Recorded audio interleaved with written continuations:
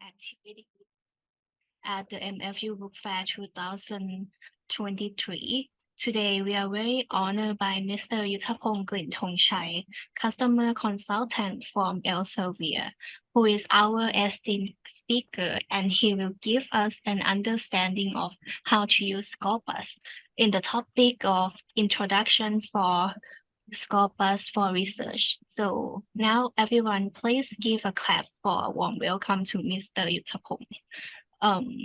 So from now on, I would like to hand over the stage to Mr. Yoottapong. So please welcome.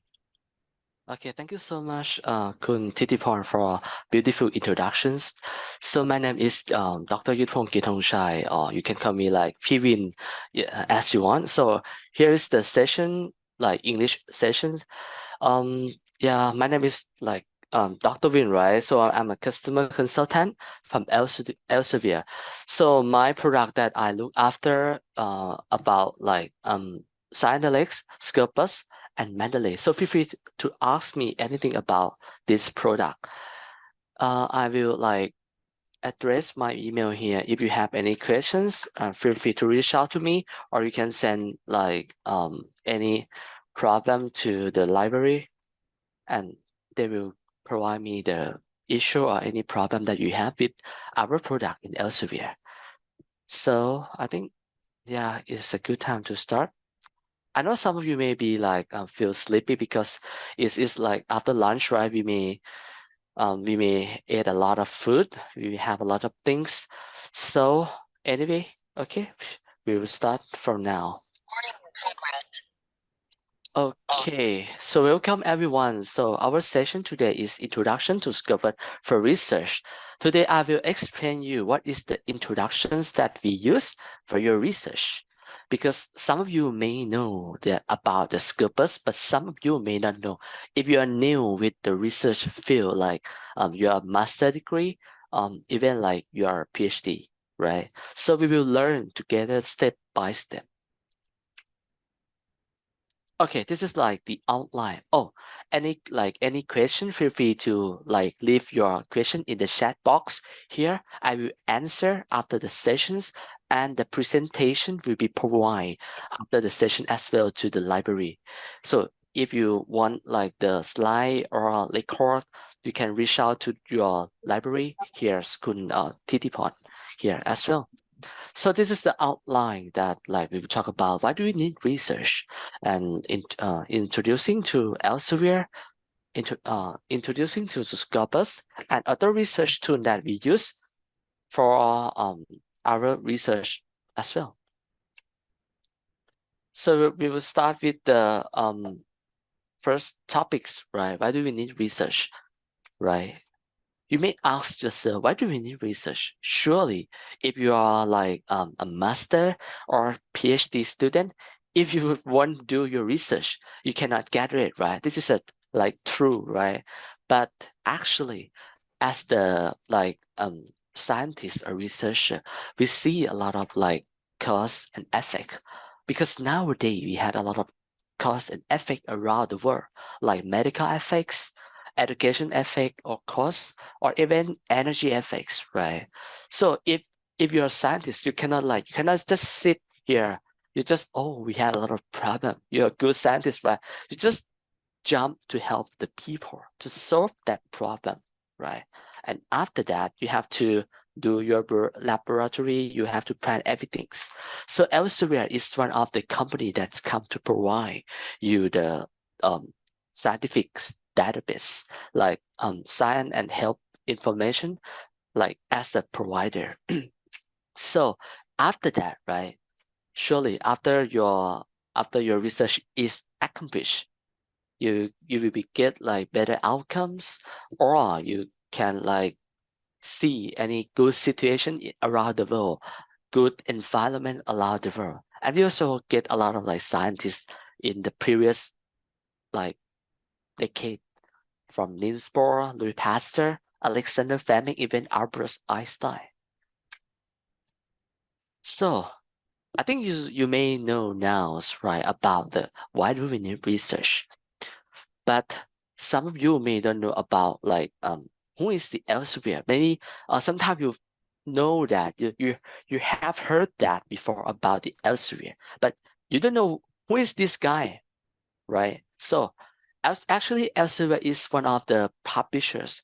We publish a lot of like journals under the articles, but actually, yeah, we are the publisher, right? We established like 500 years ago, but we actually the real company like 200 years ago. And among those others who publish with Elsevier are like Galileo, Erasmus, Descartes, Alexander Fleming, right? I think you may know like one of these scientists, right? Like Galileo Galilei, right? This is about like planet or something for predictions, something like that. So Elsevier, right? We are a global information analytics company, specializing in science and health, right? But actually, why we do it, right? We help you solve your challenge for the benefit of humanity. Actually, we help the people, but the people is from the researcher field. That's it, right? Oh, sorry, if you are like Thai, right? Thai student, you can ask the library for the Thai session as well. But actually, this session is for the foreigner student. But actually, feel free to join. I'm just like maybe you are want to, if you are Thai, you want to like listen me in Thai, right? Okay, as I told you, we are the publisher. We publish a lot of journals, and we have a lot of many of the articles, and we have like 2,600 active journals within the Elsevier. We provide a lot of scientific database, and like 85% is for high quality of journal as Q1, Q2. And this is the oldest journal and the most high impact journal in Elsevier, like Lancet and Cell, Chem, Current Biology. Sorry, I'm not sure if you are turned on your mic. Please, I would ask you to like turn off your microphone, please. Thank you. So our mission, as I told you, right, before this we had a lot of like scientific database. We are publishers. But now we are not just only publisher, we provide the analytics process, analysis things, analysis about research. We have like journals, we have books, we have the online platform like Scientolix, Scopus, or Mendeley, even Reaxis, Novel, blah blah blah. We had a lot of things that you can jump to observe the scientific tools. But for now, right, today we will talk about the Scopus. What is the Scopus? Introducing to Scopus. Okay, here, right? Some of you may know about the Scopus, that the Scopus is just only like the place that we can shaking the journal's name, something like that. And some of you may think about that the Scopus is just only the place that we can read for the abstract, right? But actually, all of the answer, I think, is quite like a part of the right, but it's not like 100% correct. But actually, we had a lot of things inside the Scopus. We divide to 3 categories, like journals, articles, researcher profiles, and organization profile. But first, we will talk about the journals, articles, and other metrics. But actually, we provide the articles. All of articles around the world which publish in the international publisher or national publishers will be indexed in the Scopus. It means that if you come to try to find the like anything about scientific database, you can jump to use the Scopus to like to do the literature review, something like that. Because this process is quite important. Once you need to build your own research, once you need to build your own research, one thing that you have to do is to build the literature review. But how can you build that, right? You just have to jump to Scopus and lead a lot of abstract, because we provide the abstract as the majority things. But now we don't have just only the abstract, we also have the full text from some of the publishers who provide the open access journals. So, but you may think about that, how can we get the ideas? How can we get the contents from the abstract, right? In the abstract, there is like the cover contents, but it's not like it's just a brief contents, because in the abstract they show small introductions, small methodologies, small result discussions, small conclusion. Once you try to read the abstract, you can get some idea what is this article are doing, right? Then your role as a student or researcher, you have to summarize a lot of data, a lot of articles, and do your literature review and find the gaps to build the new research. That is your role from the journals and articles, right? We also have like researcher profile as well. But researcher profile is for like everyone who want to do the collaboration and who want to track yourself, because in the researcher profile, we also show that this researcher, how many like article of this researcher has, and how many like citations, how many co-author, who is coming from which affiliations, something like that. You can find any detail for the author profiles here, as well as organization profile, right? Anyone who like want to be like the head of faculty or something like broad committee in the institute or organization, who want to see the landscape or holistic of the research from the overall research in your institute, they just come to search in the Scopus profile, right? Sorry, in the organization profile, to look around the research and like try to analyze that which direction that we should go, right? Because in organization profile, we can see the landscape of your research in your institute, like MFU, right? You can see that how many articles which is from MFU, which subject area is the most subject area that are the trending in MFU. Then you can see things from this one as well. Here, okay, I think it's quite like broad knowledge that you can learn in Scopus.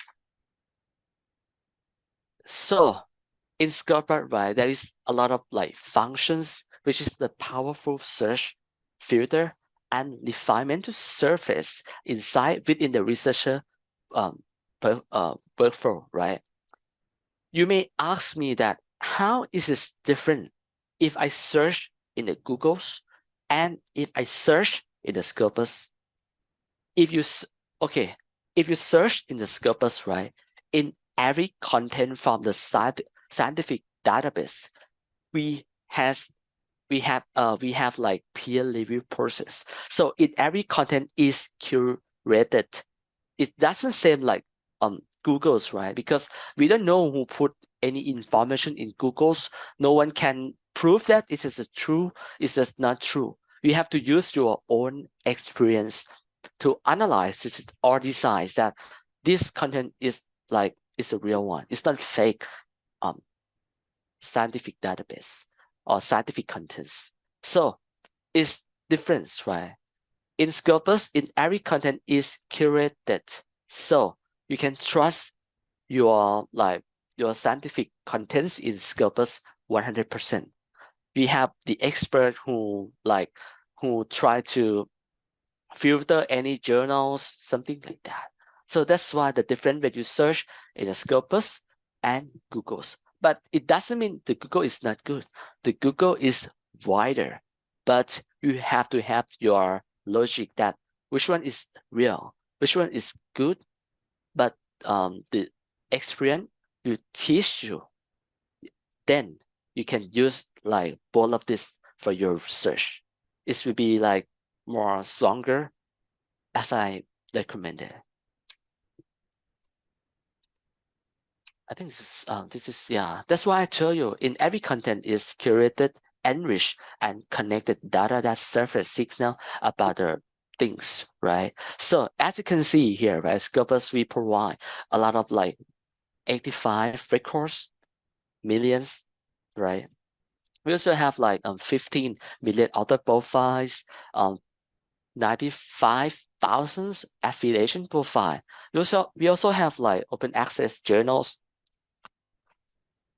that you can read for the full text, because some of you may think, oh, I don't want like to read some like abstract in the Scopus. Okay, I don't think it's not right or it doesn't right. It's depend.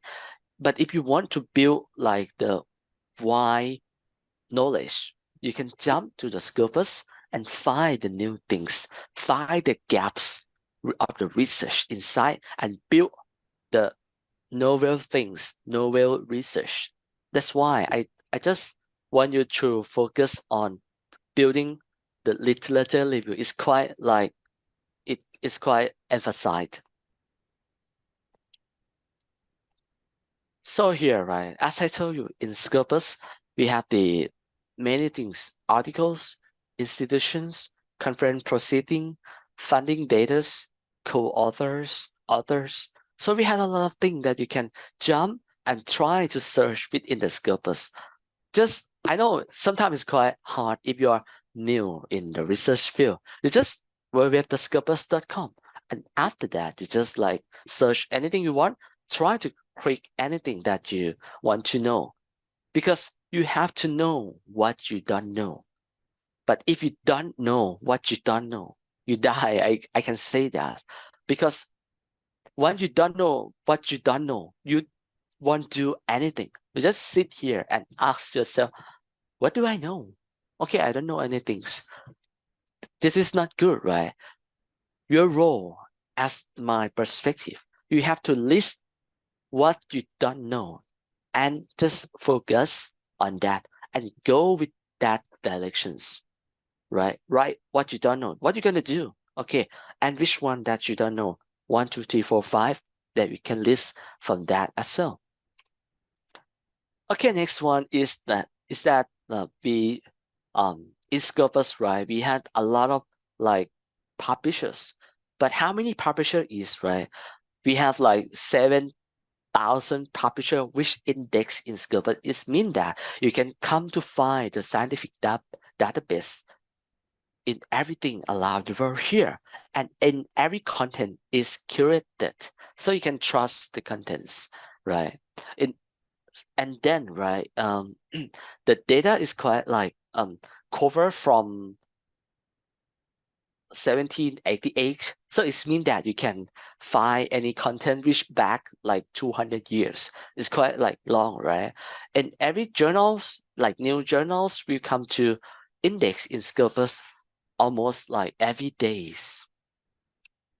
So how can we say that this content is like curation enough, right?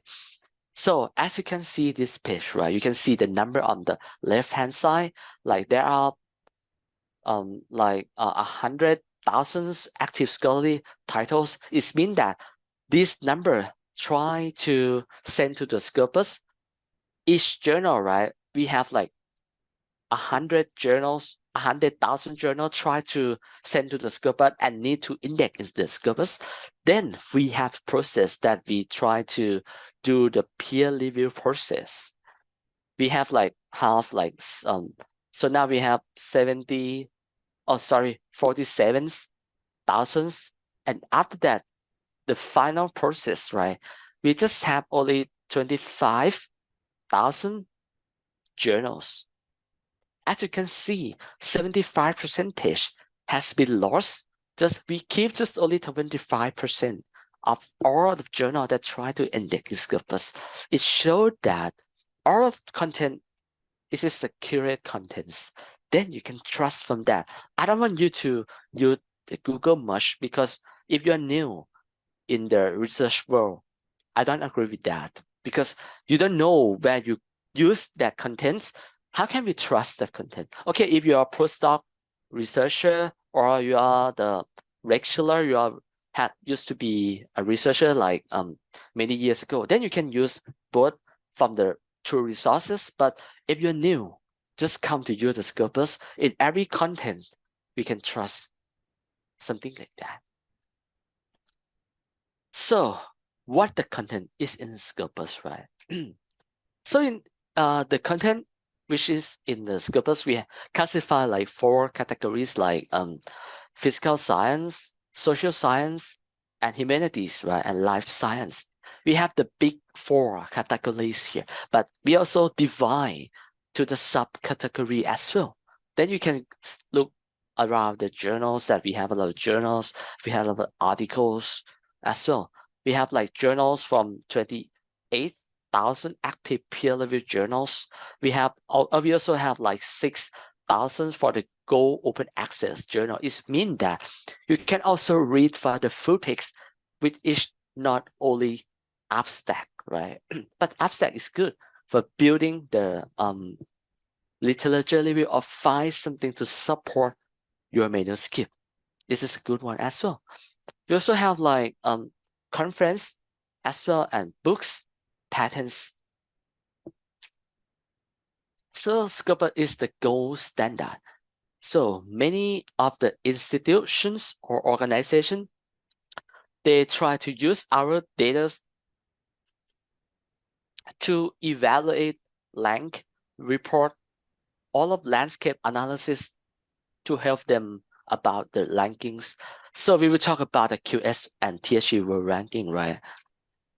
So these organized, they use the database in Scopus. They count the citations from your institute. Here, as you can see, right, they use about like 20% as the count, the count from the citation in your institute, and change to be the point and rank as the QS world ranking, right? But we for now, congratulations that like MFU are the top 6. I'm not sure, top 5 in Thailand as well. So yeah, it's quite good institution. So I will be there like next year on January. Yeah, we have the Pulinic conference there. If you feel free to meet me or consult me like face to face, yeah, we can see each other there as well. So the THE world ranking also use our data to analyze or calculate the score from citations. As you can see, right, they use the citation in the Scopus around 30%.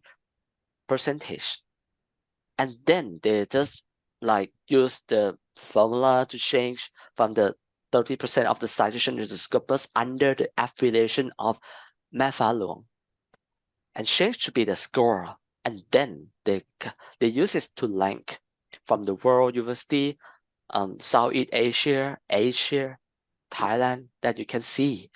Yeah. So how can they like how can they select the journals, right? Here is the simple criteria. Like journal, if you want to have your own journals, like my name is Win, right? I want to have like journal of Win, right? And then I have to do all this process. Like my journal have to have like peer review process, English abstract, regular publications, Roman script references, publication ethics statement. All of these criteria that you have to pass in every steps, then you will pass to the Scopus indexing. So who are the committee that shape our journal qualities? So we call this group as the Content Selection Advisory Board, CSAB, right? But who is the CSAB? CSAB is the committee around the world. They are the experts from each subject area, try to to filter the good quality of journals and select and pick the good one and index in the Scopus. So in Thailand, we also have like local board we call Thai Citation Index. I'm not sure that you may know about this.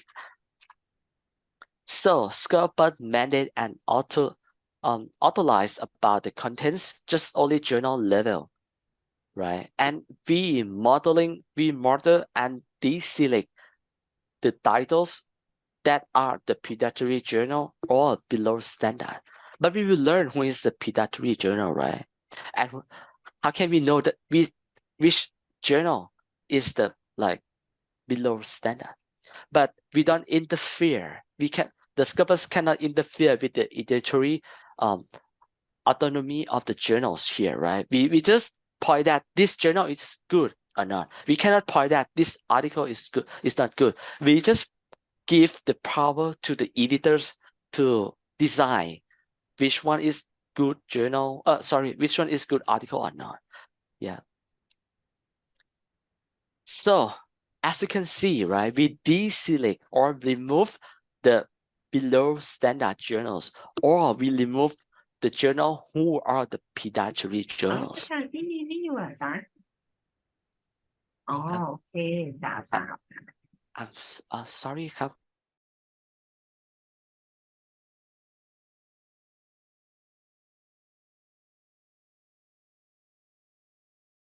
So anyone who are turn on your mic, please kindly ask for turn off your microphone, please. Thank you so much.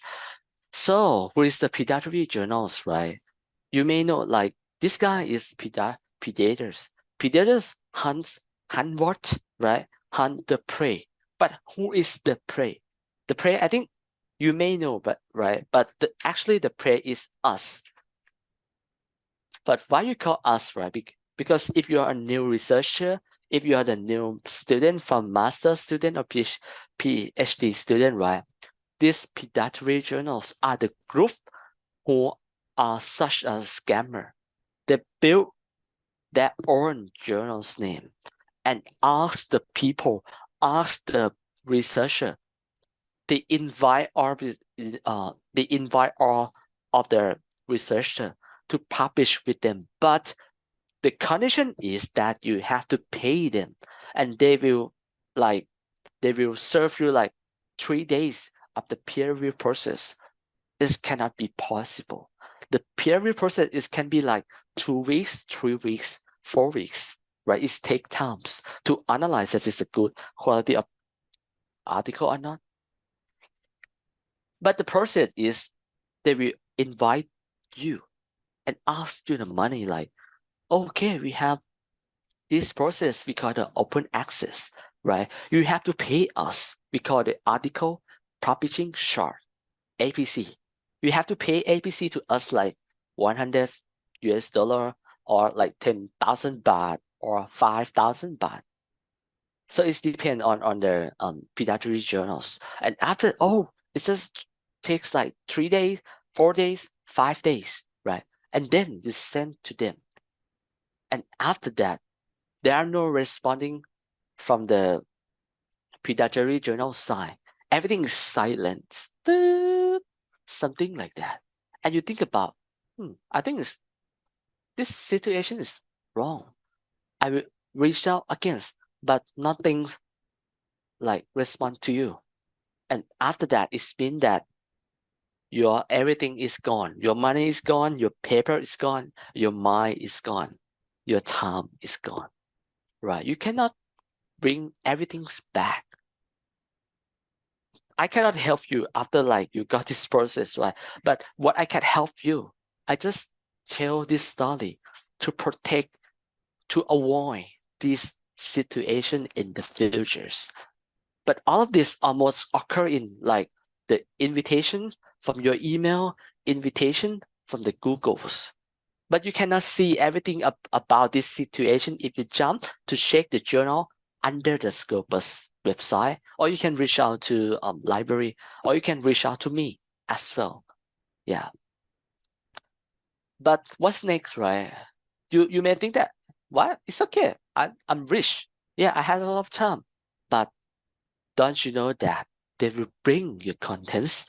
They will bring your articles. They will bring your manuscript to sell to the another researcher that who want to buy the manuscript. Because in the this is the dark side of the researcher. The research world. We have this we call the paper mills, like this. The person who are that, they are the paper broker. They offer to the another author, another researcher that, okay, you want to which article that you want to buy, and which position of the author that you want. You want to be the first author, it's 5,000 baht. You want to be the co-author, 3,000 baht. You want to be the corresponding author, 10,000 baht. This is the example. They will ask you about this, right? And there are many researchers that they buy to publish. So it means that if they can publish you first, if they can publish your article first and you publish against, you will get plagiarism because you copy their articles, because the article has been already published, but you are not. But actually you can raise this problem to the publisher as well. But I don't want you to lose everything, lose your mind, lose your time, lose your articles. Yeah.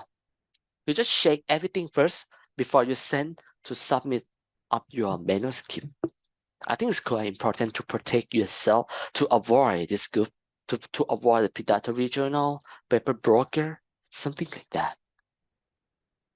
So there is many driving forces that in the academic, right? Your role is just publish or perish, right? The career progressions depend on the researcher has to publish or not, right? Technologies, easy to set up a website, right? You can ask ChatGPT or something like that to ask for set the website. Yeah, you can see everything. Technology is quite fast. You have your role. You have to learn fast as well. What do we have in the dark side of research world? You have to know, learn, experience will teach you.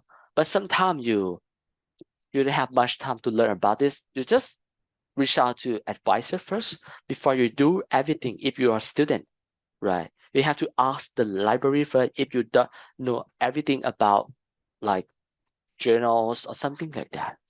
We had a good resources in MFU, so please use everything efficiently. So yeah, in experience, right? You don't have much experience about how to publish, right? Exploitations of the open access model, but almost these journals are the open access, right? Pay to publish model, but not all of the open access model for the publishing process is the predatory journals.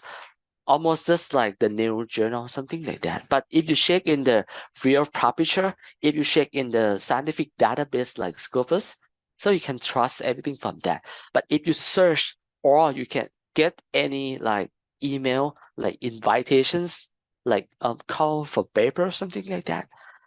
First thing that you have to think, this is the predatory journal that Pivin talk about. You have to think first, and then ask your friends, ask your senior, ask your advisors, ask your library, or ask me. Yeah, you can ask me for sure. This one is Professor George 𝐒𝐳𝐭𝐫𝐨𝐧. He's the chair of 𝐶SAB Content Selection Advisory Board. He said that whether or not a journal is predatory is not a binary decision. There is a broad spectrum of predatory journals' behaviors. To assess whether a journal should be considered predatory, a number of parameters need to be considered, often in combination. It's been that it's not just only one things that you think. I think it's not right. It's fakes.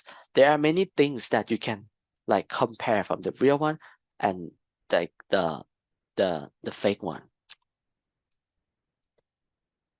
So here is our station, right? Searching Scopus demonstration. Once you come to use the Scopus, right? First thing that you're gonna do, you ask your friends, you ask your advisor, you ask anyone who is expert in the Scopus or even research area, right? You ask many things about the people who knows, right? The things is the good skill for the scientist is keep asking. If you don't know anything, just ask. Don't be shy. Don't be super shy. Super shy, super shy. No, no, you don't do like that, right? You just ask everything if you want to know, right? Your role has to learn everything. Even me, I also have to learn everything about a research role. Even you are like 60, 50 years old, you also have to learn. You have to learn all of your entire life. You cannot avoid. Learn. If you learn more, you will be more experienced. Yeah. So here is the research workflow, right? If you're new in research, this is a good things that you have to learn. First thing, you have to reasoning, right? Why research is important? You have to ask yourself. So surely research is important because if you don't do, how can I get it, right?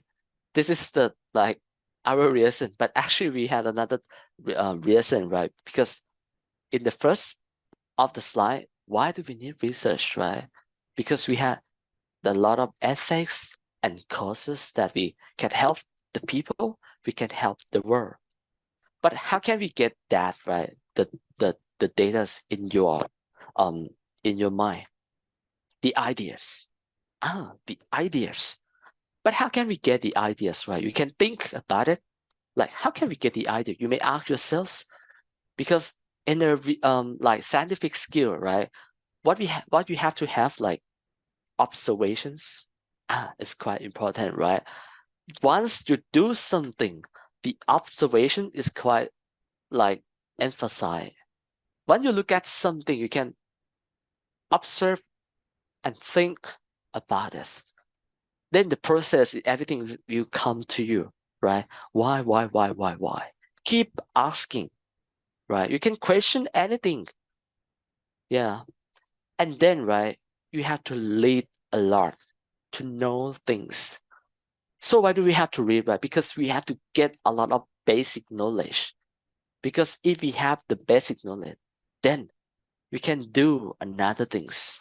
We can find the gaps. We can do this thing. We can develop this thing. We can change this thing. We can sort this thing to be the better outcomes. That's why the observation and reading is quite important. I think you know the Einstein, right? The imaginations is important more than knowledge, right? That's why you have to think about it. You know Einstein, right? Einstein, he didn't do any laboratory in the physical one. He imagined his things. He do his laboratory in his mind. He just think about it. What I'm gonna do for the next one? 1, 2, 3, 4. Everything is happened. Everything happening. Everything is are from his brain. So it's mean that the idea is quite important. Then you have to plan, right? Planning is quite important as well. What you gonna do for your research? Do you have any collaboration, right? How can I get the fundings? Do we have any budgets to do my research here, right? You have to plan everything, 1, 2, 3, 4, 5, as well as you have to plan your coursework. If you're a student like first year, second year, third year, if you are like master or PhD, you have to clear your coursework and think about your research, right? And then design. Design is quite important. Designings, right? You have to think about like how can you set the factors? How can you do for your laboratory? Something like that. And one of the most hardest part is the writing. Sometimes you know, but you don't know how to explain to the people, right? Writings is quite the hard part for doing the research as well. Because once you know everything, but you cannot like explain or describe, how can everyone will understand you, right? But don't be afraid of writings, because no one can just like was born and write. We have to practice. The more you learn, the more you do, the more you get, right? This is quite important things. Publishings as well. After you write a lot of things for your manuscript, you have to think about which journals that you have to publish, right? Which is the high quality of journals, something like that.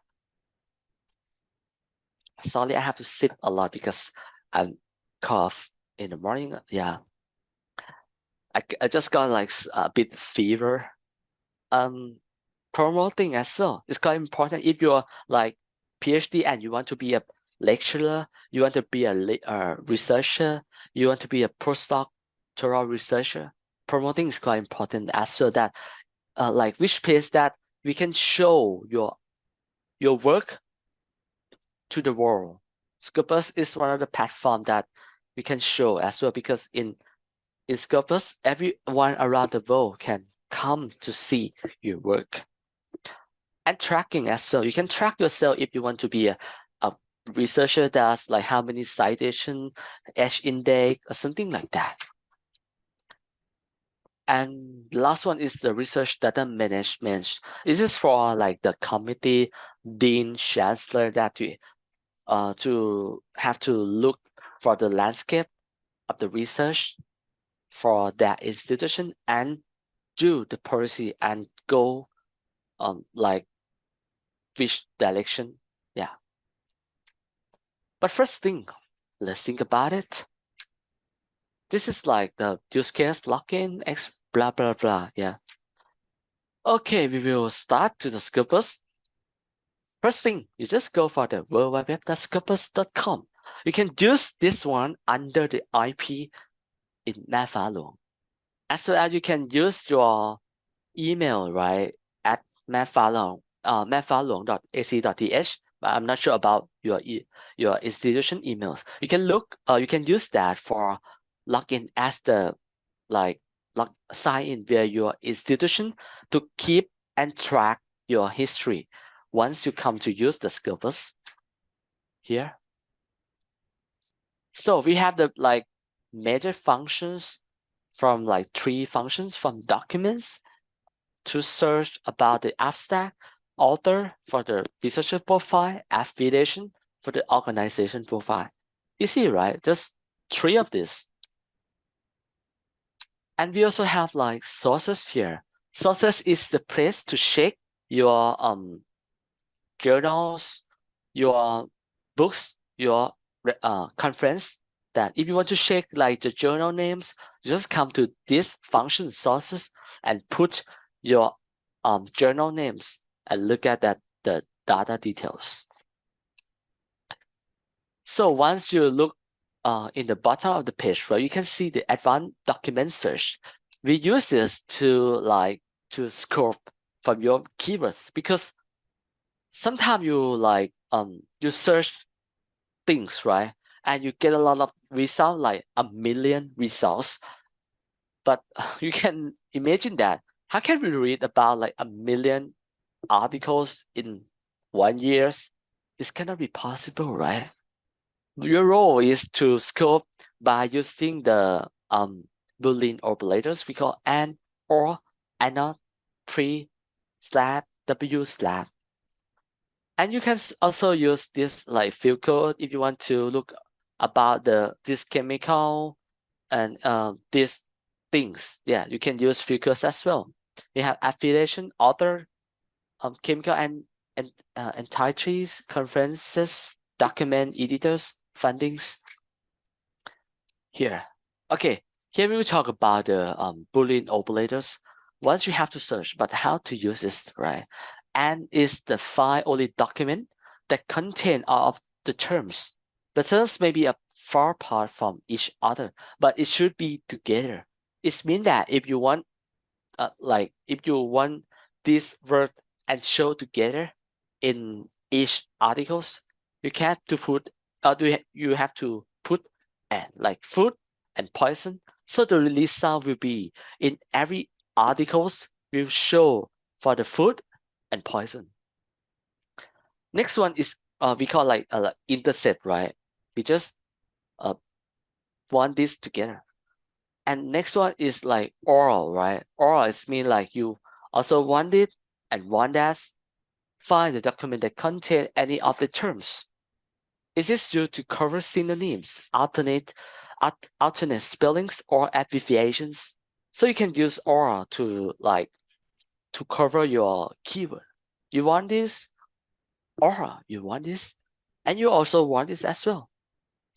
And not mean it's exclude the document that include the specific term for the search. It must be used at the end of a search. Like you want this, but you don't want that.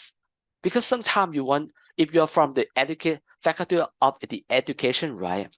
You just want to know about e-learning and not computer science because you don't understand about like Python, C++, MATLAB or something like that.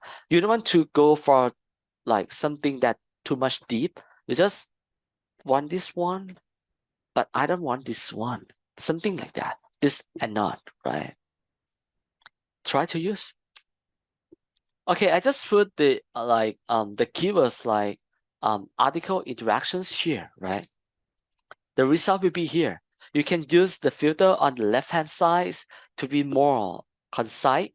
And here as well, you can also like save it to link to the manually and download, view citations, or sort anything here as well. Number 3. And number 4, you can click hide abstract, right? Show abstract, right? To read the abstract. You can also click the view abstract in many of article in one page. Then you can look around, skim the data that you want, and then bring this article to site or left to use as a reference in your manuscript, or to build your perspective or your ideas from reading this abstract in one page, right? Because you can click view abstract and read and compare. After that, you can click to the journals. You can click to the articles as well. The detail will be here, right? This is the title names, author names, affiliations name, and in the top of the page here, right? It is the journal's name. Nuclear instrument and method in physics research. This one is the journal's name. And you can also look at the right-hand side is the matrix that show that how many citation that this article gets. And this one also, this is show the abstract that like what you want from this one.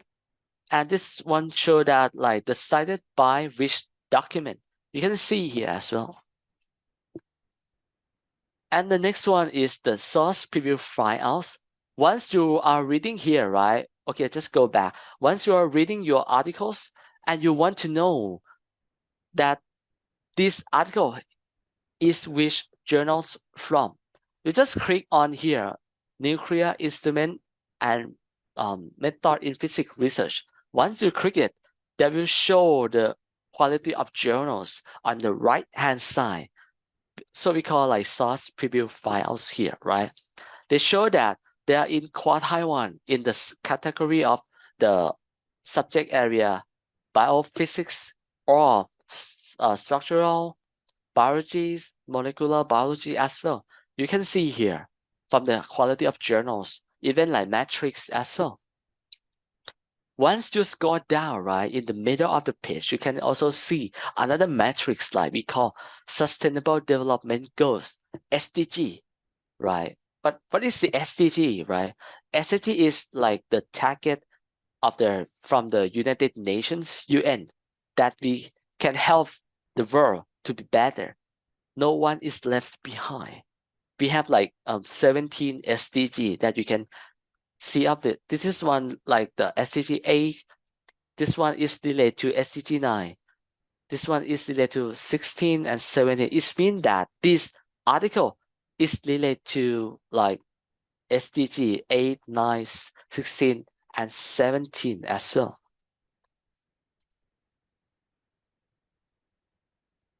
Sorry, I just have the question here. Pardon, I have another MFU meeting at 2 p.m. Is it allowed? May I get the answer on contact from speaker to my email? Thank you very much in advance. Okay, so if you have any question before this, right, I can leave my email once again, then you can contact me or talking with me. Okay, so the next one here, right? So we can also show the article metrics here as well. Here, you can see the number of citations, which year that it is coming from here, and also field rate citation impact. So the field rate citation impact means that how many citation that this journal got citation, which compare from the average, right? If FWCI is 1, it means that your article got the citation as an average. If you got like more than 1, it means that your article is got citation more than average when you compare another article in the same subject area along the rows. So the next one we will talk about the Scopus journal and article metrics here. Do you know about like Scopus metrics here? I think some of you may know about like impact factors or size score, right? So it's not the metrics, right? Yeah, it's just a jokes. So we in Elsevier, right? In Scopus, we have like 2 metrics, research metrics. We call journal metrics and article metrics. The journal metrics means that you want to know about how good of this journal, right? And article as well. So it means that do you want to know how good or how high quality of article these journals can be found, right? You can learn from the article metrics as well. So first metrics we call size score. So what is the size score, right? Size score itself is an average of the sum of the citation received in a given year to publication published in 4 years divided by the sum of publication in the same 4 years. So it's quite like easily calculate, right? Once you can see here, is it just only the number of citation divided by the number of the document that this journal can get. And then they will use this number, right? A rank as the quartile here. So we also have like SNP. SNP is developed by the Leiden. We call source normalized impact per papers. But how can they calculate this, right? They calculate this from the journal citation count per paper divided by the citation potential in its subject field. It means that they count just only citation from the journal divided by the citation is from this subject. So they compare just only citation from the journal and the same subject area. And they normalize the number to be 1, right? If the number is more than 1, it means that your journal got more citation than the average, something like that. You may know about SJR as well. SJR is the 𝐒𝐜𝐨𝐬𝐮𝐬 or 𝐒𝐜𝐨𝐬𝐮𝐬 journal length, right? But how can they calculate it, right? They calculate this from the citation divided by the document. The formula is quite like same as the size score, but they have the weight citation. It's different, right? The size score they use citation, but the 𝐒𝐜𝐨𝐬𝐮𝐬 they use the weight citation. But how can they calculate the weight citation, right? In SJR, they trust that if your journals got the site from the prestige journals or the famous journal, it should be like higher impact, right? So it means that if this journal got citation from the famous journal or higher number of SJR, they will give higher weight citation to multiply by the citation, something like that. So the formula is quite hard to calculate, but it depends on you that you want which one that you want to use. In Scopus, we show all of these research metrics, but we use just only size score to classify to divide to 4 quartile by ranking of each journals. Because some of you may question that you found some of the journals in quartile 1, for quartile 1 in the SJR, but you may see this is the same journal, but they show the quartile 2 in the Scopus, something like that, because they use the different calculations. But SJR, they use the data source from the Scopus, but they use another calculations. So it depends on you, like which one you want to use or decide that you want to send to publish. So another thing is the article metrics here, right? The article metrics can point that this article that you are reading is not good one or is not good one. So we classify like 4 options here. We have the green one for the download. We have the violet for the readers. We have mentions for the comments. We have like the blue one for the social media. We also have the orange one for the citation as well. So if you look at this one, right, you may not understand much about this, but if you look at the bottom for the each prompt X pictures, right, we have like 3 here. If you look at the right hand side of the prompt X, right, you can see the size of the circle here is equal, right? It means that a lot of people, the size means like use a lot of that functions. If you can see all of the colors here, right? The colors and the size is equal. It means that this article has been used 5 functions in the equal numbers. This article has been cited, has been shared, has been commented, has been mentioned, has been downloaded a lot. But if you look at in the middle, right, there's just only the orange one and the violet one. Orange means citation, the violet means download, but nothing about social media, right? So we can imply that this article just only the scientific data that can be trusted, but it's not something trendy. So because some of you may like read and think about this article is not good because it's not trend in the Twitter, Facebook, LinkedIn, or something like that. So you can get more vision or ideas that you want to use this article to support your manuscript or reading or not.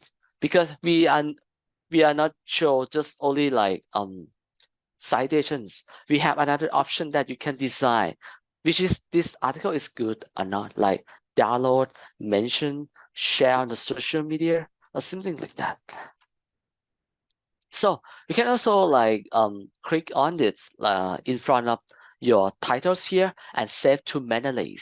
Mendeley is one of the reference managers like EndNote, Sotolo, something like that.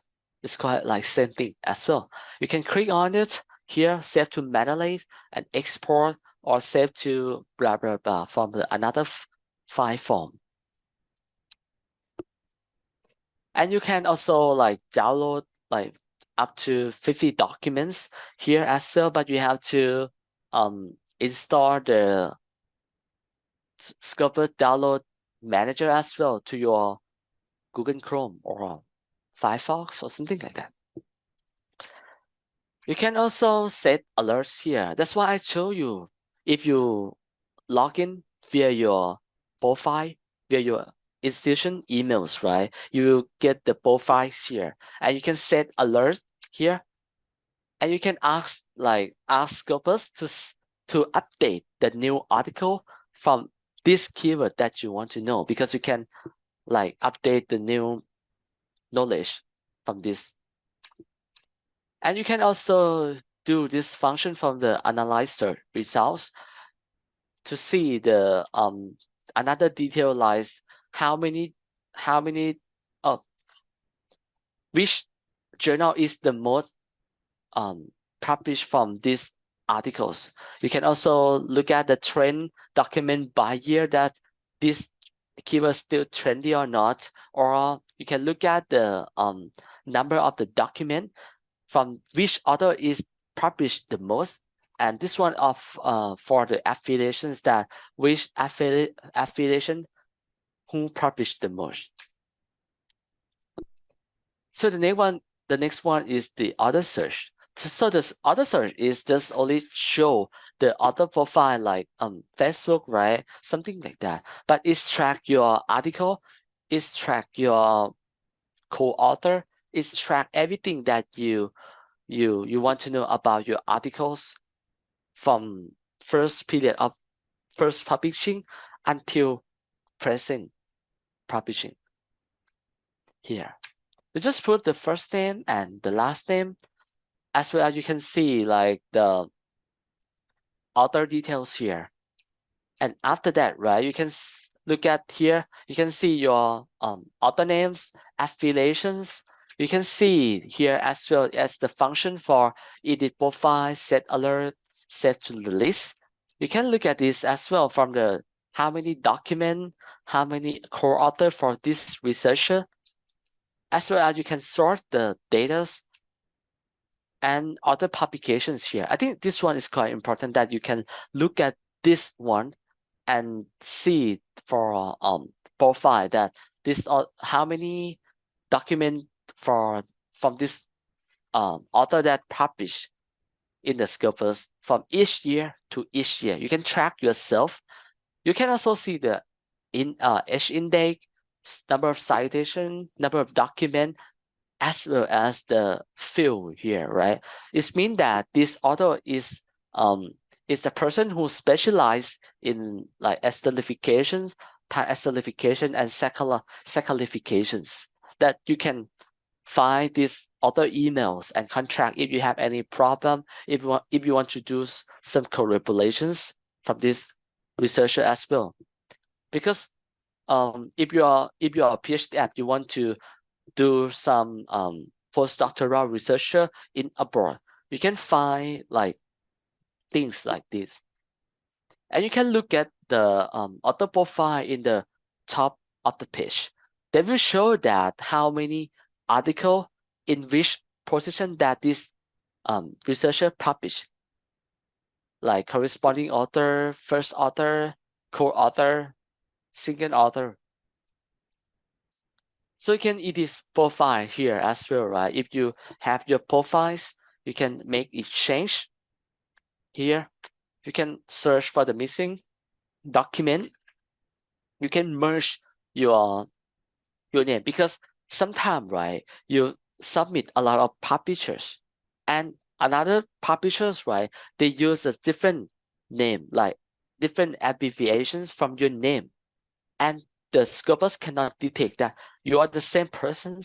Then you can merge from this profile and this profile to be one profile. You can request to match the other as well.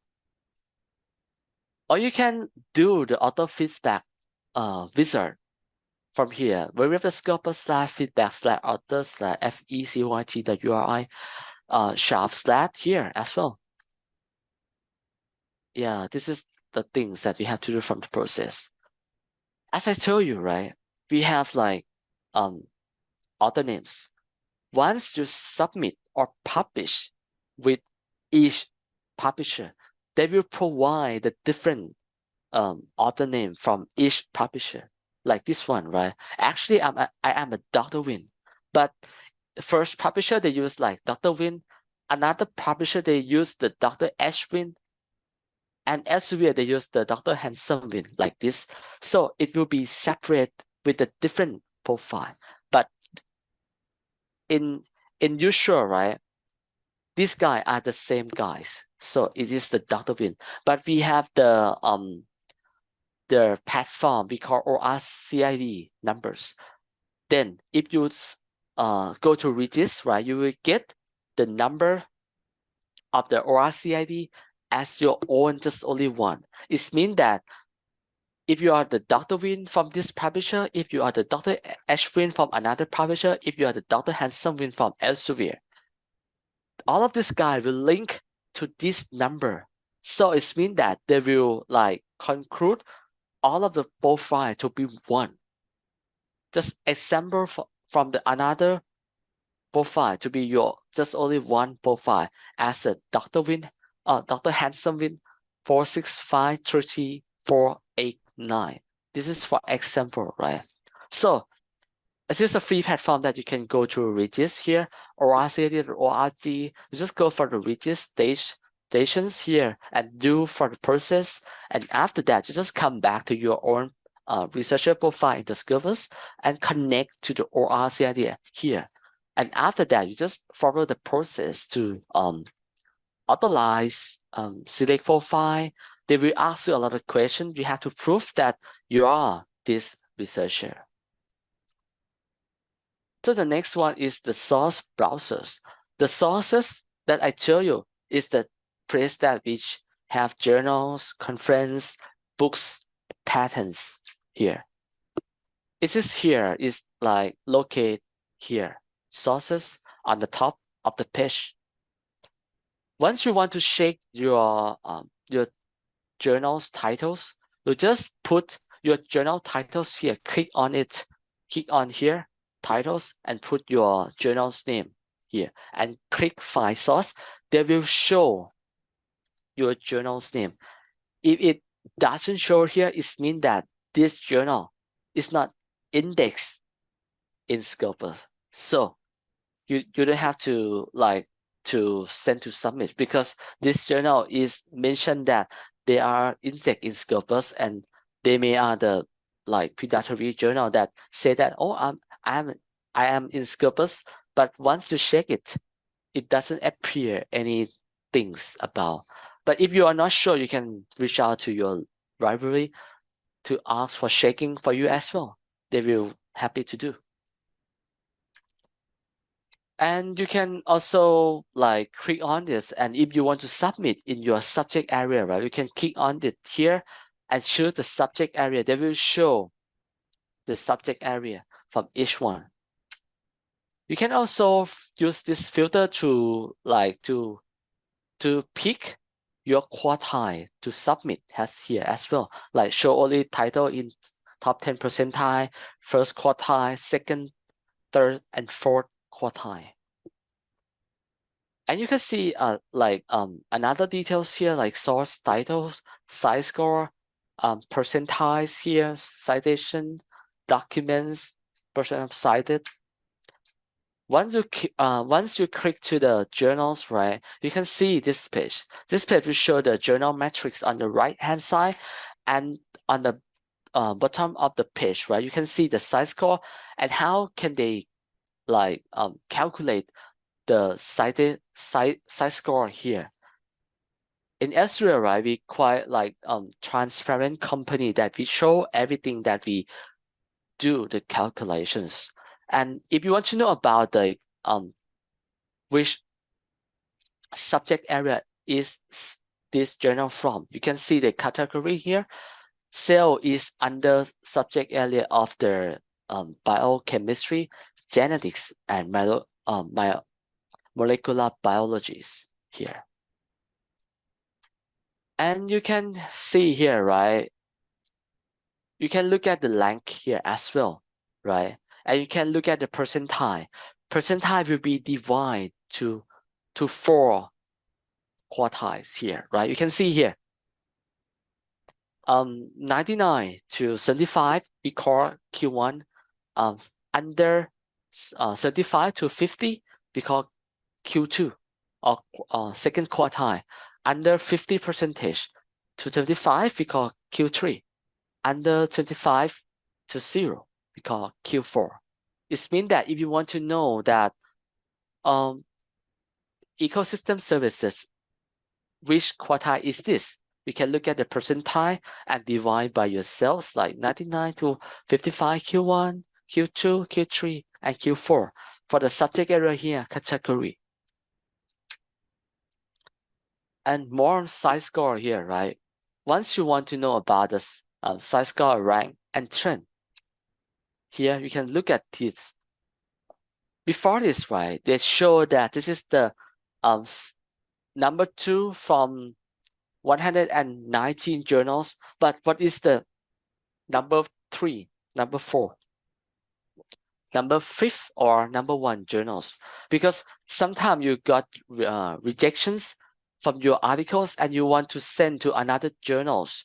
You can come back to check what is the number 3, and then you can send to this article to send to this journal as well. But before you sending, you have to check that the aim and scope is appropriate from your manuscript and their journal or not. And you can look at this trend as well from the blue bar, right? If the blue bar is quite stable or higher or a bit slower but not lower much, okay, you can send to submit. And if this bar is like decreasing in every year, almost like below than 1, so you have to realize that you shouldn't submit this journal, because this journal will be re-evaluated to be considered and removed against or not. Yeah. So this is how can we calculate. And yeah, you can also download Scopus shortlist to check. Okay, I will show you here. Stop here and go for website. Services website here. This is the place that we can check the journals. Stop sharings again. Okay, this is, yeah, we come here, right? We come in the Scopus page. Your role is just have to be go to the sources here. You have to click on it.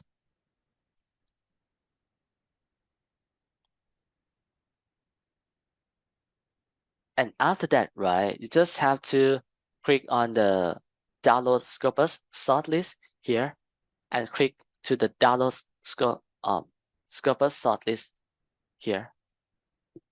There will be the Excel file.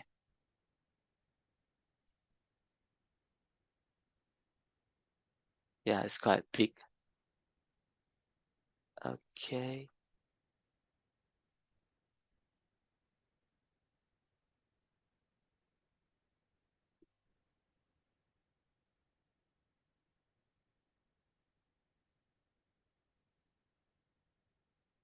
So it will update in every month.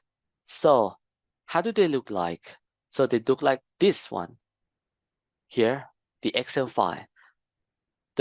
The journal name is here, the column B's here, the yellow ones, right? And here, the green one here, it will show the active journals or not. If this journal is still indexed in Scopus, they will show active. If this journal is not indexed in Scopus anymore, they will show inactives here. And you can see the college as well, like 2002 until 2011 here. Like if you look at the actives, right, they will show 2014 until ongoing. It means that this journal still indexed in the Scopus. And the second here, right, the second tab, right, you can click on it, that we can check the new journal which has come to index in Scopus in the previous month, or the journal which just discontinued index in the Scopus, as you can see here, right? They will show the journal title, which is discontinued title in September 2023. And they will give you the reason that's why they index here. For the reason that they remove this journal that's from radar. Radar is mean that these articles, right, these journals, right, Scopus, we found the there's something wrong. The high citations in one day, high publication, because some of the publisher, right, they try to duplicate their citation or something like that. We find something that it's not the real situation. And we also have publication concern, means that some of the publisher or journals, they just do the illegal things with the authors. They may ask about the money, they are not transparent enough, something like that. You can see the metrics here, right? Metrics mean that this journal is below standard. Yeah. And this one is show that continuous curation mean that this article has to be re-evaluated once again. Yeah, you can check everything from this file as well. But if you want to know about all of the journal in the previous and until now, you can go for the tab 1, Scopus source May here, and you can look at this, right? The yellow tab, and check the indexing journals from the E columns here, from the green one, about the active and inactive. Yeah. Okay, we go back to our slide. So here, right? So you can look at it, right? Check for the Scopus here, right? That's I show you which journal is still indexed in Scopus or not. You can see on the here Scopus coverage here from 1982 to present or not. If the present mean they are still indexed in Scopus, but this one, as you can see, right, from 2016 to 2019, it means that this journal is not indexed in Scopus anymore. Then we show the reason correlated discontinued in Scopus here. You can look at it and don't send to submit. So we also have new function that we call researcher discovery. This function is quite good as to maximize your collaborations and to have some conversation in depth on specific research field, because sometimes you don't know about this research and you have many of questions, and you can think about who is the expert of this field, right? You can put any keyword that you're interested in, right? For example, right, I put the keyword like ethanol dehydrogenations.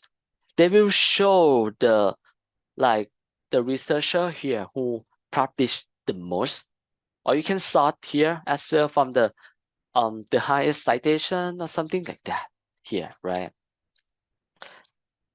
And you can use the filter here as well from Thailand or not, Italy, and organization like affiliations. You can click here as well to preview your the profiles from the researchers. Here you can see that this researcher from the 𝐒𝐭𝐫𝐨𝐽𝐬, right? They're from affiliation Chulalongkorn and experience from how many years from the experience, like 22 plus years, and the most topics about about ethanol dehydrations, propylene, something like that. And you can reach out to them by the last detail from the corresponding author email here. They will show email. Then you can writing your email to them for asking about the collaborations or any question about this topic that relate to this researcher. I think it's quite good that because sometimes we don't know anything about the result, right? And we cannot find the answer. How can we get sure? Then you can find this person and reach out to them. But for the response from them, I'm not sure. Yeah, it depends. So the next one is affiliation searching. You can use this affiliation searching, right, to look at the heuristic of your research under your institution here. This is for example, right? This is from 𝐸𝐹, right? You have like almost 4,000 documents and 1,300 authors here. You can also click on it from the document by subject area to see which subject area under the 𝐸𝐹 which is published the most. This is from agriculture, medicine, computer science, engineering. This is the number of the publication under 𝐸𝐹. Yeah. You can click on it on collaborating affiliation. You can see that 𝐸𝐹 also do collaborating with the Chiang Mai Chinese Academy of Science, Kunming Institute of Botany, 𝐒𝐜𝐨𝐬𝐮𝐬 here, blah blah blah. For example, you can click on here as well for the document sources that which journal that 𝐸𝐹 published the most. You can look at this. This is Cytotasa. I don't know about this journal. Yeah. And you can click from the document result and do the analyze search results. You can see the overall publication from the first publication under 𝐸𝐹 to until present here, from each year to each year. And you can look at another details like the top author who published the most and which country that they do the collaborations, which is the highest subject area, and the funding sponsor from where, something like that. And you can also click to check the affiliate authors here as well to look around the professor under the 𝐸𝐹 as well to like maybe your professor, something like that. So after you click, after you clicking it, you can see this one, right? It is some kind of the same author profile. So I think it's quite same, yeah. So I just talk all of the things in the Scopus. Your role has to jump and like try to use. You have document to find the literature review, to do your literature review from the abstract. But some of the journal is not just only abstract. You try to click for the full text as well. If you link to the publisher directly, and you can get the full text from that as well. And we have other profile to look around your profile to do some corroborations. You also have sources to check the journal's name by click sources and choose the title and put your title names to check that which is this journal is still indexed in Scopus or not. We also have another researcher discovery to find the right expert to ask or to do some corroboration if you want. Yeah. And yeah, I think that's all. So for now, right, we also have research tool that can help you to find the right journals. After you have your manuscript, we call Elsevier Journal Finder here. What is the Elsevier Journal Finders, right? Elsevier Journal Finder Help is a free resource which allows researchers to find the right journals. So we use the Elsevier fingerprint engine to match from your manuscript to the Elsevier journals. Your job has to just to put your titles, put your abstract, put your keyword, put your field of research here, and after that, just click on the 5 journals. And you can look at the results here, right? You can see this is the filter that you want to scroll down for the journal metrics, like the high quality of journals or not. You can use the size score. You can look at the time to first decision. You can choose the publication type, because sometimes you don't have much money to publish, right? Or you don't have any money. You just go for the subscription S here.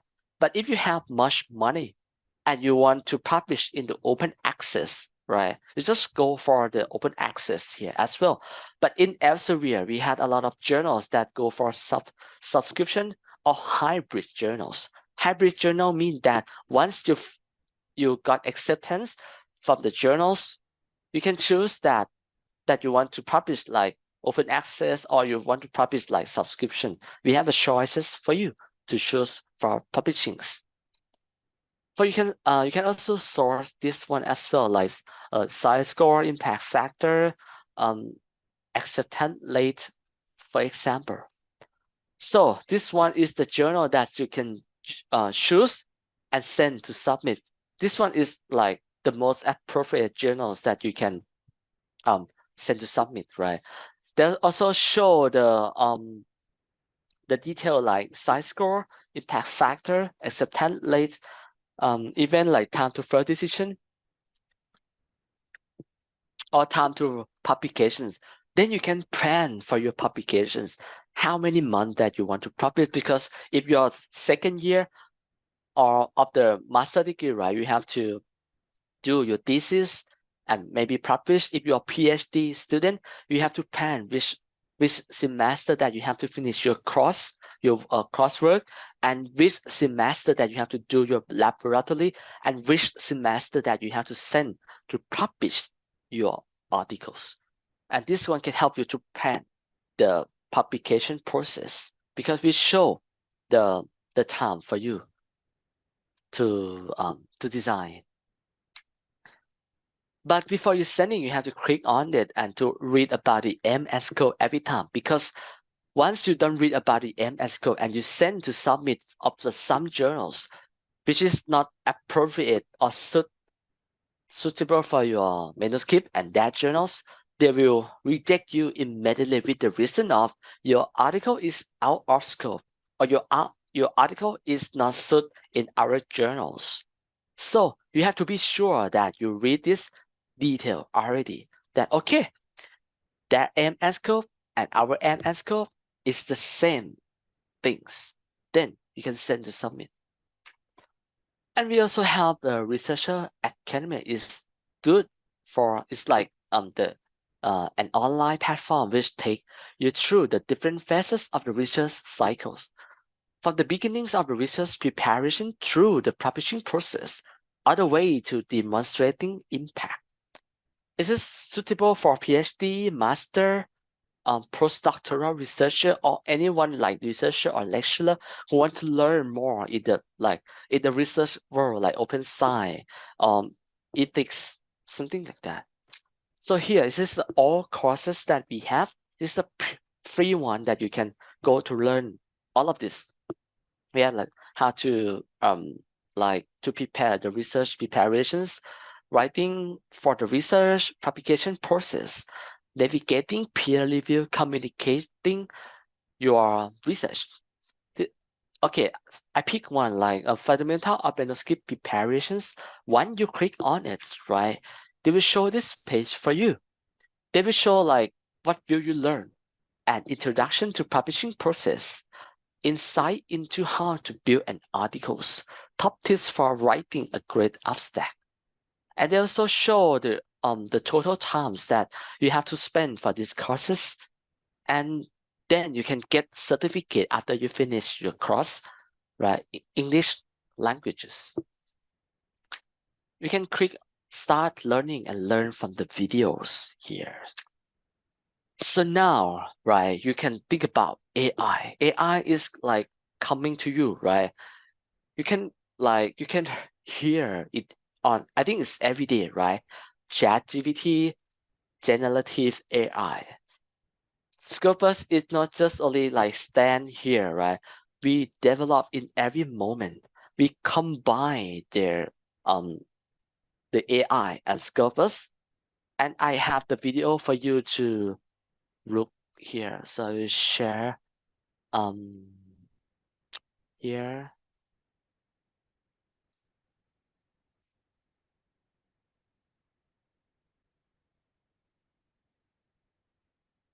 I'm not sure that you can hear or not, because in Thai session that they don't hear, but I don't know how to yeah, how to look at that. Okay.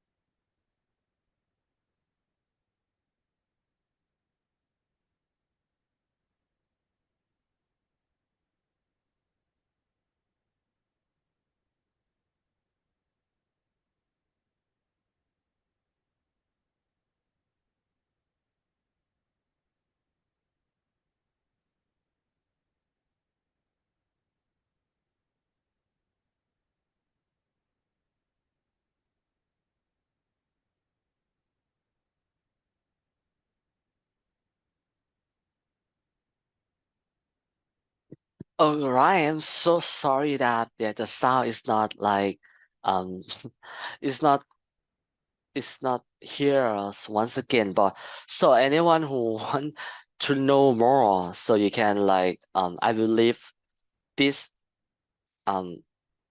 here. I will leave this link, that you can learn more about the Scopus AI as well. And yeah, but I think we have time to demonstrate. Yeah. Okay, I think we just coming in for the Q&A sessions, but for now, right, I just may ask you to do some survey. Yeah, here. And for now, right, who have any questions? Yeah, please let me know. Yeah, I think we have question here. Wait, the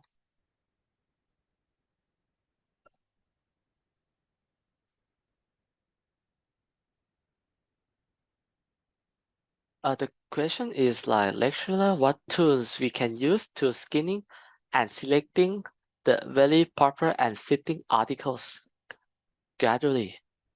Are the tools to indicate important part from the different article into a notebook?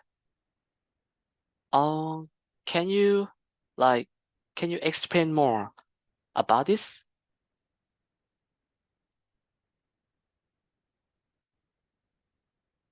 Like selecting the very proper and fitting articles gradually. What did you mean by that? Can you can open your microphone and speak out? Ah, I see. Are there any tools to indicate important part from the different article into a book's notebook? Oh, for now, yeah. So now we don't have that to indicate any part of the articles into a notebook, but here we have the Scopus AI to indicate any question that you ask, so I will demonstrate to you. But for now, we don't have another tools like Scopus AI. But yeah, searching result have many articles. Yes, maybe if you want to know something, right, in the search result, many article like 1 million that you try to search. I know that it's quite like hard, but you can learn. I think from my perspective, you can like find the right keyword. I think the keyword is quite important, right? Like if you put some like COVID or something like that, they will show 1 million results. But you have to know more what you want to know more, like COVID, and SARS and respiratory and heart disease, something like that. You have to scope by using the keyword. But the things for now, we don't have tool to combine together. But here we have Scopus AI to help you to understand what are you reading. So I will demonstrate something like that. Yeah. I think it's like answer your questions. For now, we don't have that tool. I think ChatGPT can help you for a level, but yeah, but I'm not sure that how can we trust ChatGPT 100% because we don't know that this data is coming from which source, right? But I will demonstrate the Scopus AI is quite good tools to know more.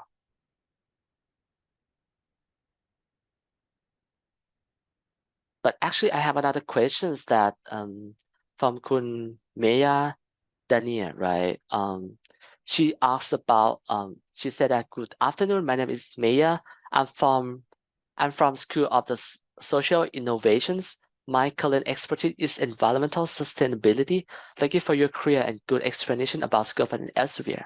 I would like to ask about my biggest concern regarding publication in Scopus is about APC. APC is the article publishing source, which is published in open access. That means you have to pay to publish.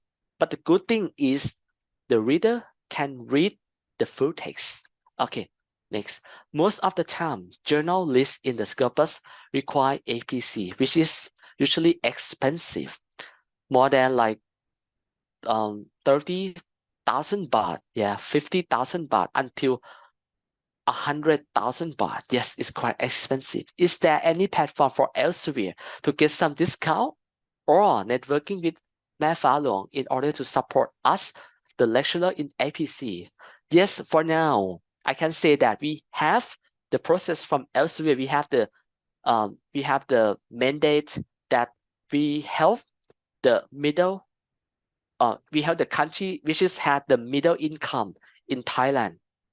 We call 𝐒𝐜𝐸𝐴, right? You can look at around how many journals we have, like 142 journals that we can provide the discount allow 60%.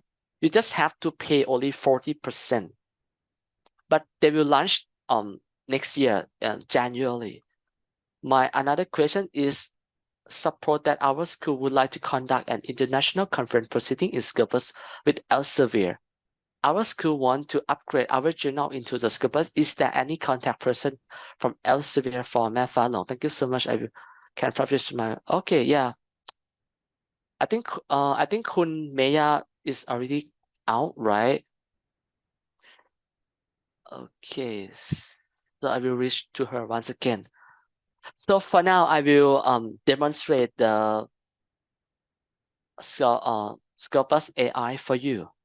I think this one is called answer your question for integrate the article and like questions here. Let me share my screen. Oops.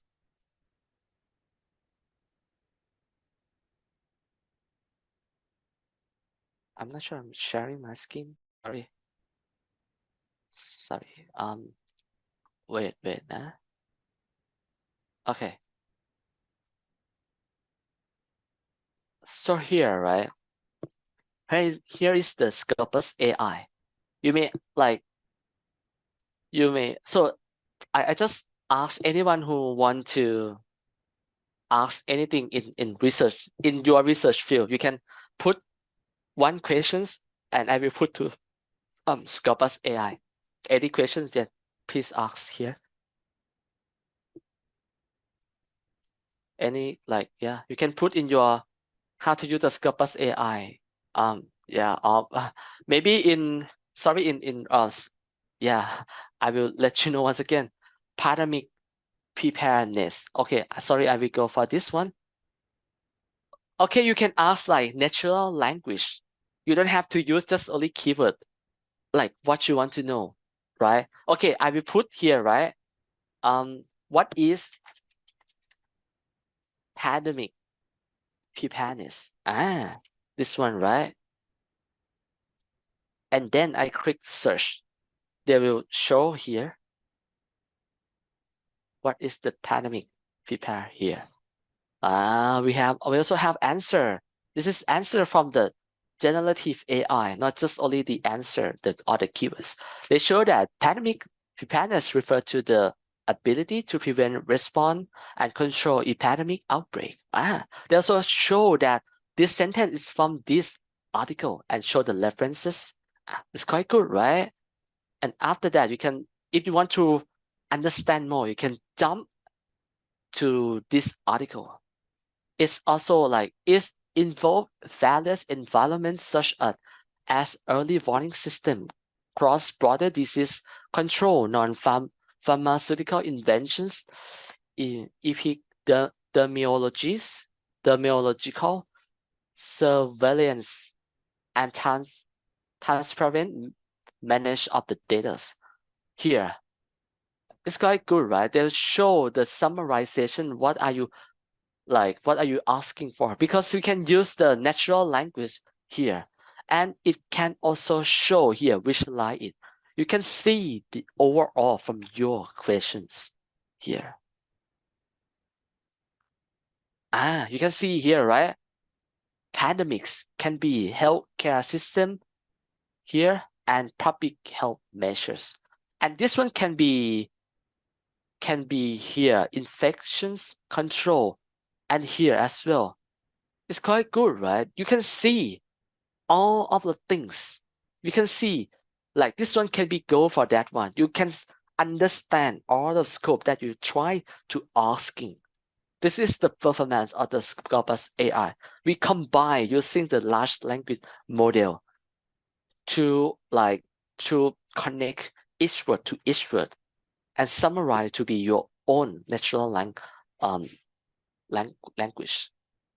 Here you can hear they also show here from the deep dive questions. You can click on it, like what are the key component of the of a comprehensive pandemics preparedness plan. You can click on it, and after that they will show another answer from this question as well here. Like here. Okay, hi Anas. Yep, sure, you can ask. Open your microphone. Yes.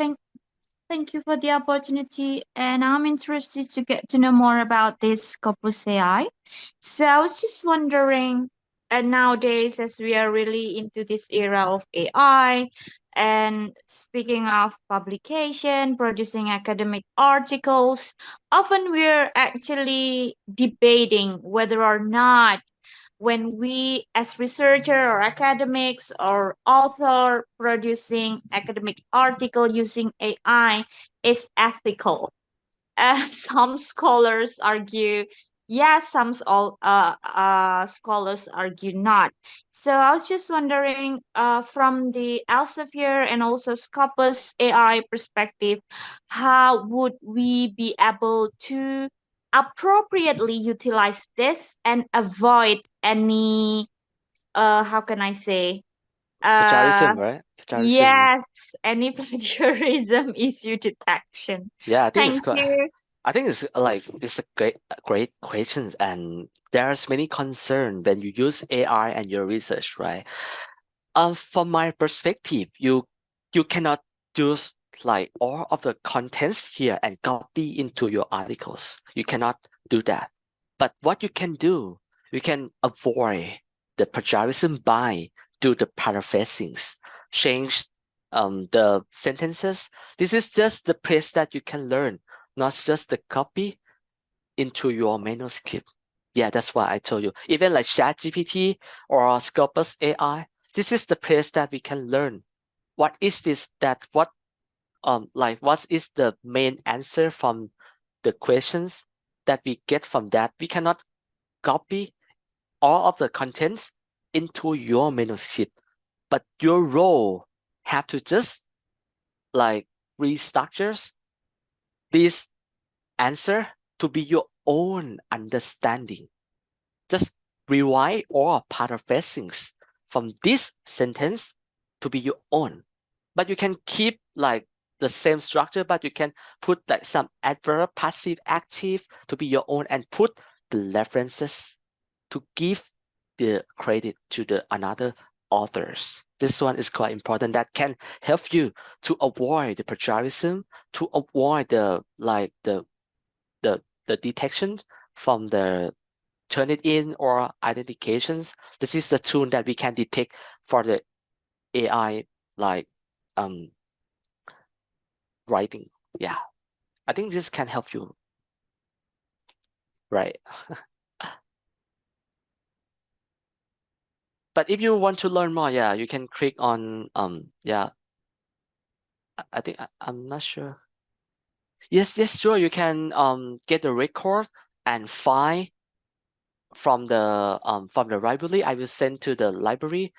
After this session, you can keep my file to learn and understand again. I know no one in the first time that understand everything that I speak, because sometimes I speak too fast. I know, because there is a lot of like contents inside, but you can back to your room and follow what I saying, follow from my presentations.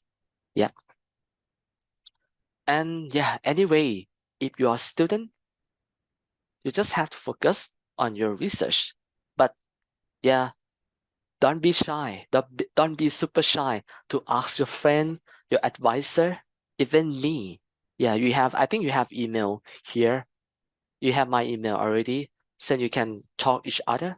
I would love to support, yeah, MFA Luang. And I will be there on January around like 10 to 12 at the library center, something like that. Yeah, if you want to like to consult me, to like to see face to face about any things about Scopus, Psychedelics, even Mendeley, yeah, then you can meet me there. What is the function of the Scopus? Just load the connections. Yeah, the function of the Scopus, right? Actually, there is like 3 main functions.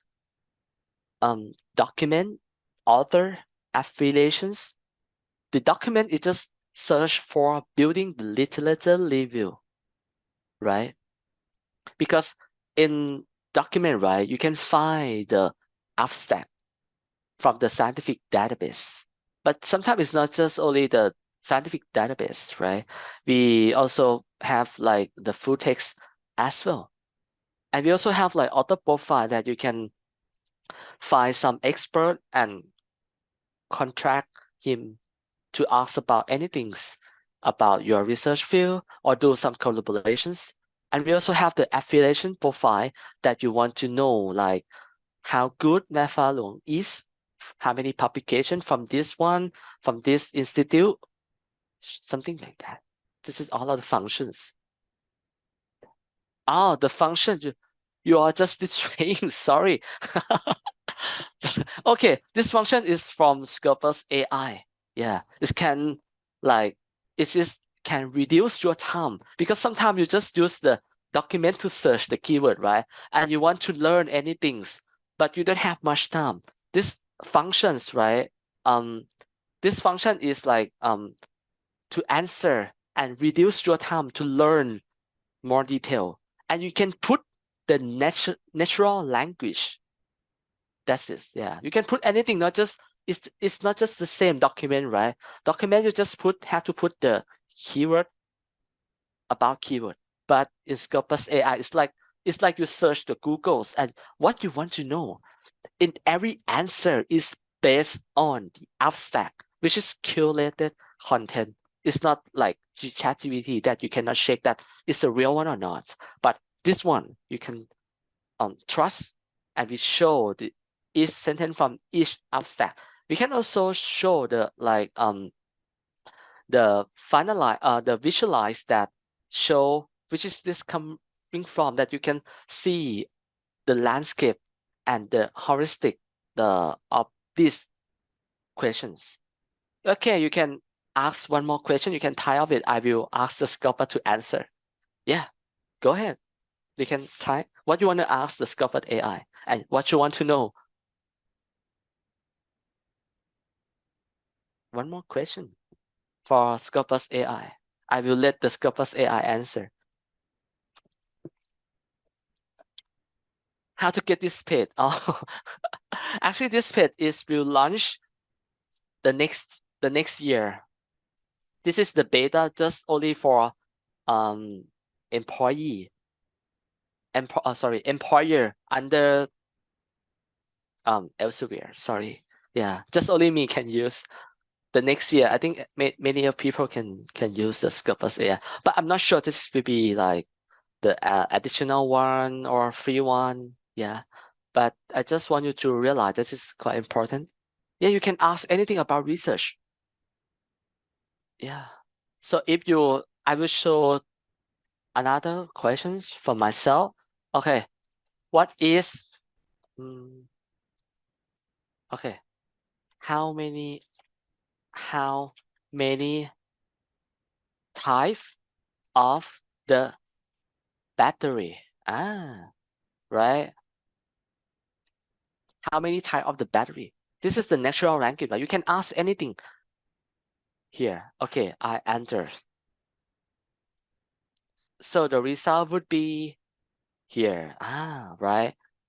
They said that there are several types of battery based on their chemical and physical property. Here are the main types: chemical battery, physical battery. They will also show some example, primary, blah, blah, blah. And then you can click on the visualize here as well. Once you can see here, right? Battery types can be physical battery, chemical battery here. And physical battery is like atomic energy. Because when you read it, once you read just only one paper, you cannot see the overall pictures.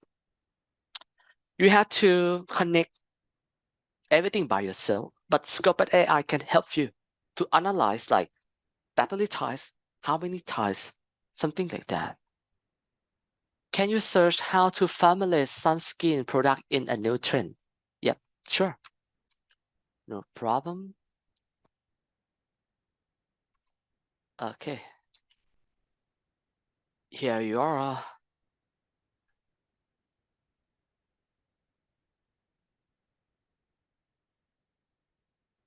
Okay. Formulating sunscreen product in a line with a new trend involves considering factors such as usage pattern, regulatory requirement, and consumer preference.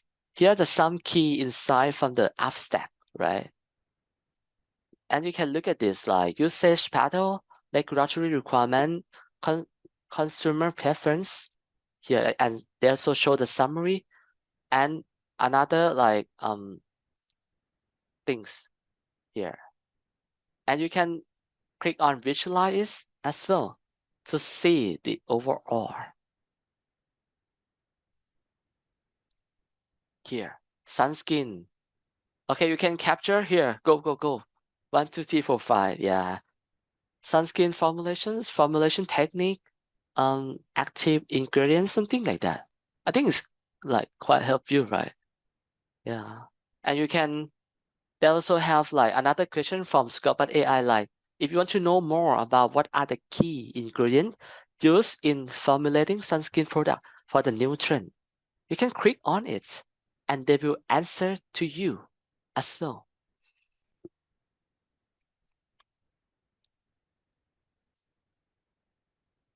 Here.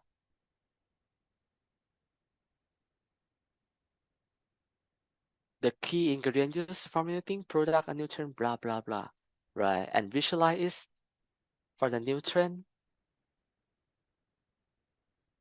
here.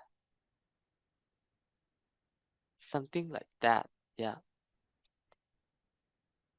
Yeah.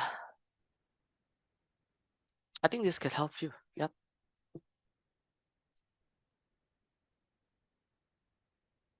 So, any questions so far? I think we are almost the end of our workshop now. No problem.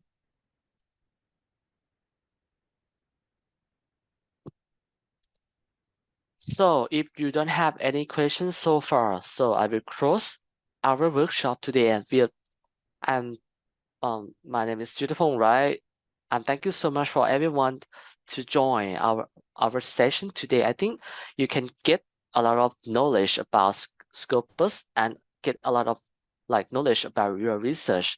I just give you like a power that you can accomplish your research fast and in your timeline. Yeah. Thank you so much for joining me.